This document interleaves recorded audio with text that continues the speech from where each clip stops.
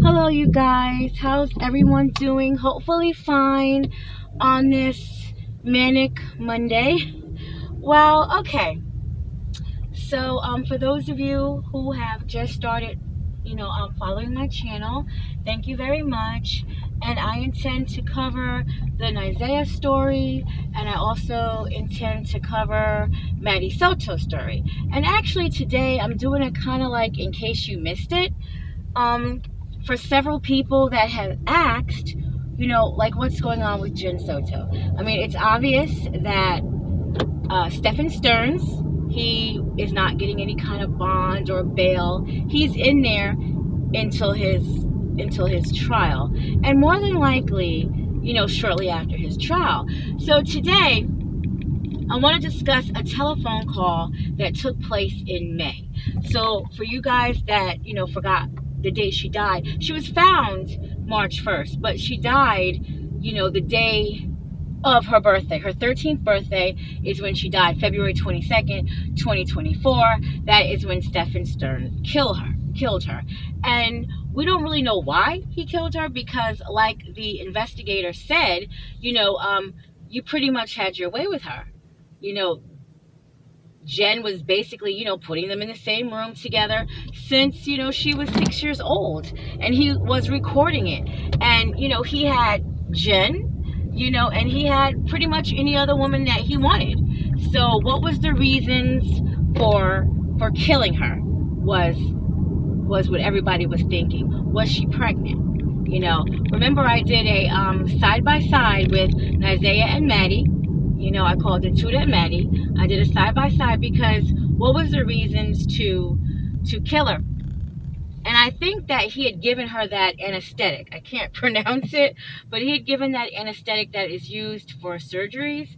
So maybe, something happened during that situation where, she ended up dying. Now, he was taking explicit photos and videos of her, and they say during a lot of these videos that was being taken, she appeared to be unconscious, or sleep. She appeared to be asleep, I'm gonna say.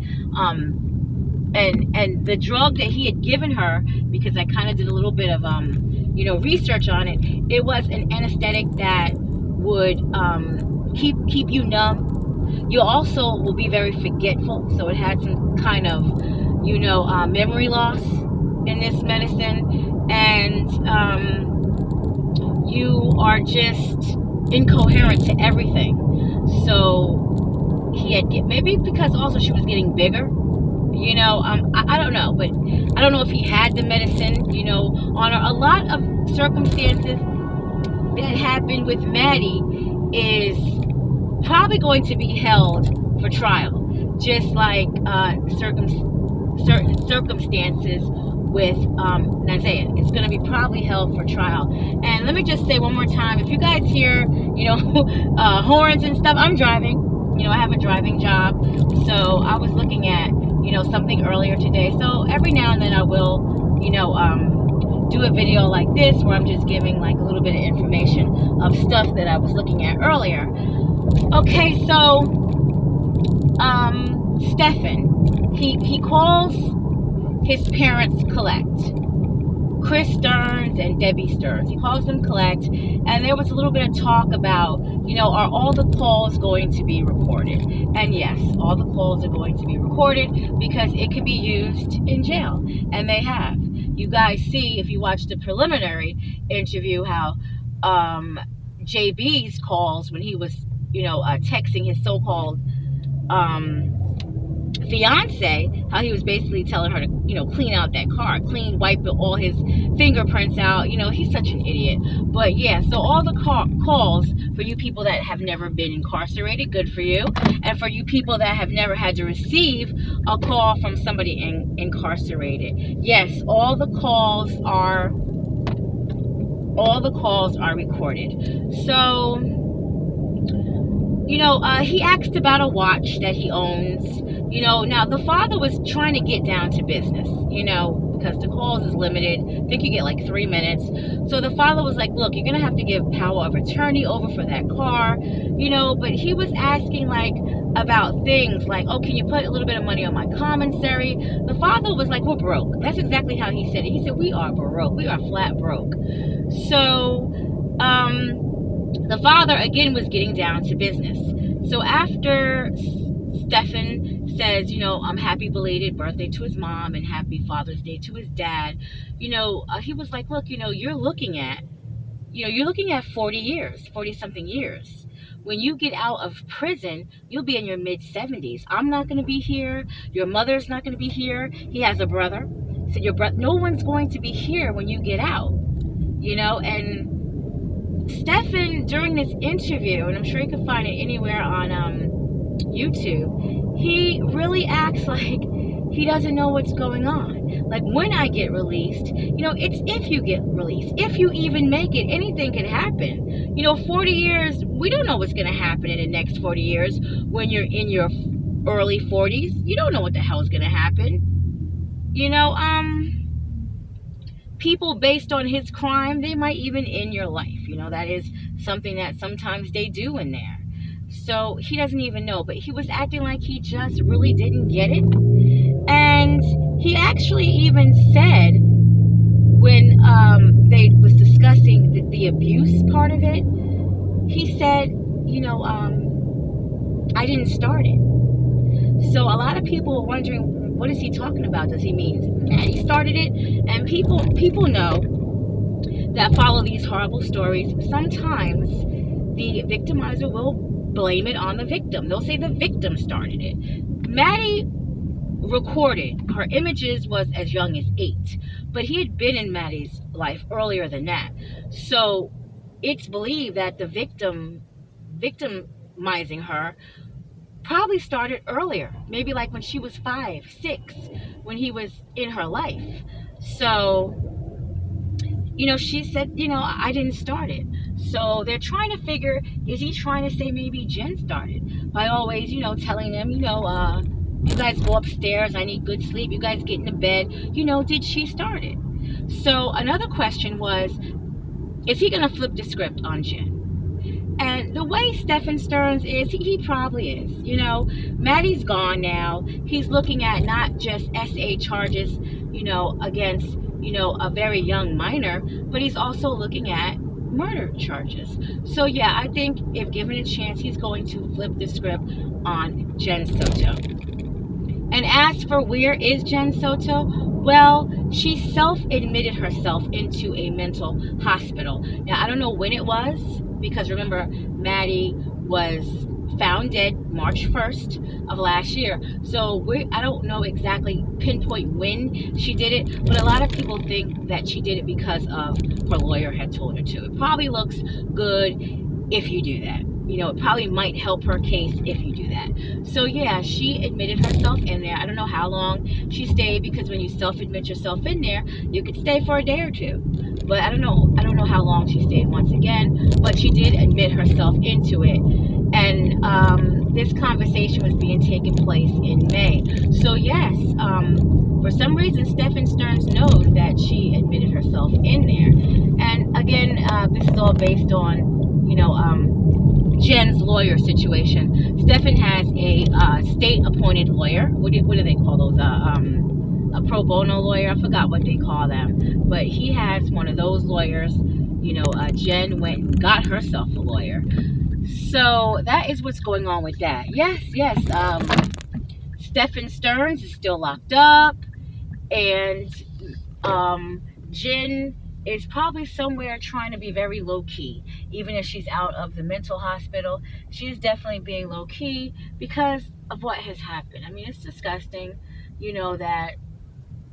that happened to her daughter, and literally under her watch. Literally under her watch. She was there. She said, hey, go get into bed with Stephan. I need to be down here, doped up, and I need to get good sleep. So yes, she had a lot to do with it, and the fact that, and I said this before in my other video, the fact that this little girl, passed away on her birthday, that that Jen couldn't even attend, so boy, oh boy. Yeah, so I just wanted to bring that to you as of where is Jen Soto and Stephan Sterns. Guys, do you want to hear some audacity? Okay, so Stephan Sterns, his parents are up there in age. Because remember, they were like, whenever you get released, if you get released, we're not going to be here, neither is your brother. So he tried it. He tried to see if he could get out.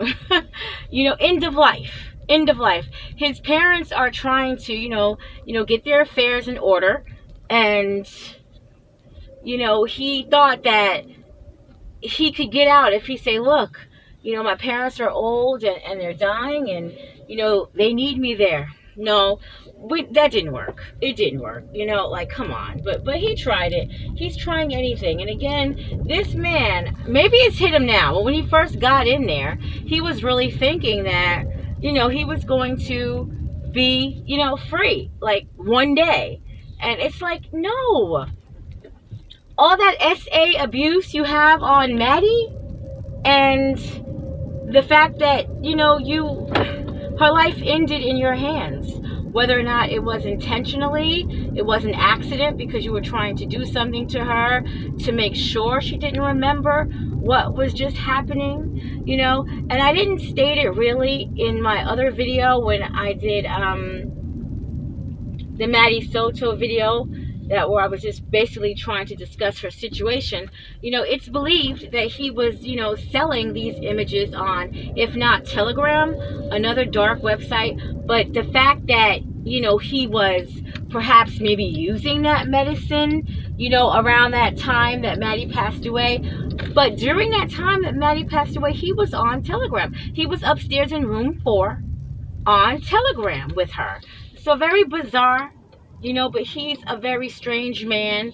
Very bizarre, definitely. So that's what's going on with Stephan Sterns. He's trying to get his ass out of jail. And Jen is trying to cover her tracks and I guess do exactly what her lawyer tells her with, I don't know if she's going to try to plead insanity. It's been hints that she does take some type of medicine where,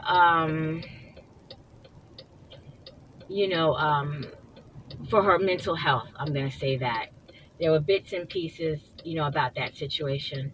Excuse this left signal, guys. I'm just waiting here at the light, and it's taking forever, and there's too many cars for me to cut it off.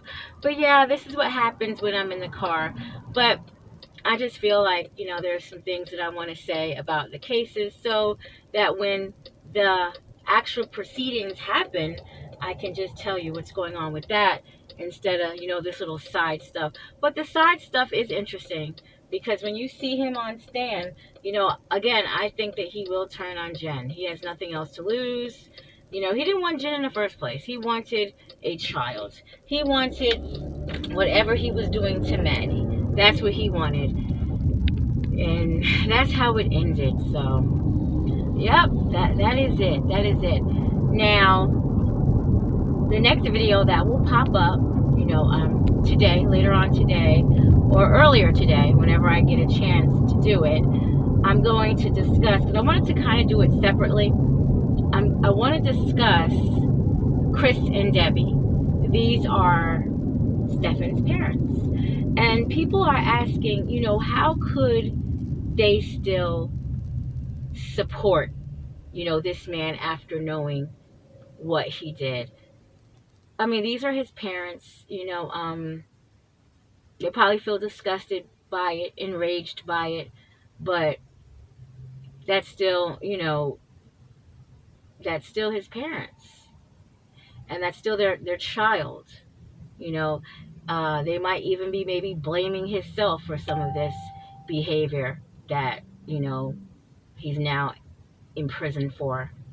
Ask yourself, like, if your son who's now an adult, you're like maybe in your 70s, you know what I mean, and your child is like in his early 40s now, and you found out he did something like this, love is supposed to be unconditional. You may, you will probably still love your child, but you're still disgusted by him. They know that they're not going to see him outside of a prison. They know that. They know that. And they have, this is their life now. This is their new life. You know, putting a couple dollars if they can afford it on his books. You know, maybe sending him cards and letters. This is their new life that Stephan had gave him. We know that we can only just raise our children, and we have to hope when they're out there, they're acting accordingly. I mean, that's all we can do, you know? So, you know, I hope I'm never put in that situation, and I know you guys hope that you're never put in that situation where your children, you know, is in jail for something like this. You know, well, anything, but I'm going to use this because we're talking about this, for, you know, a sex crime against a child, you know, and yeah, it's horrible. I've seen a lot of cases where, you know, the parents still show up and they have to, again, it's their new life now. They just go and they see their kid, and, you know, they smile and talk, and something I just would never want to be a part of. Okay, well, thanks guys. Please look out for that other video with Chris and Debbie Sterns. You know, how they feel about this whole situation. Thank you.